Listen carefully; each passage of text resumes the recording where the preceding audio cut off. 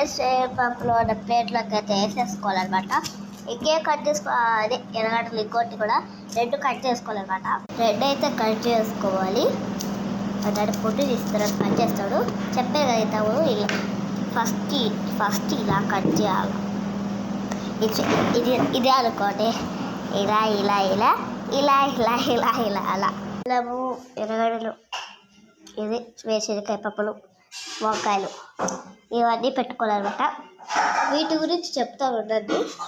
మా డాడీ ఏమో చేసుకుంటారు. ఏమి డాడీ? ధనియాలు అంటారు. ధనియాలు డబ్బా వేసుకుంటున్నా. ఎలా డాడీ పడిపోతాయా? ఓకే అబ్బా, పెద్ద ప్లేట్ కదా. ఓహో, చిన్న ప్లేట్ కదా. Please subscribe all.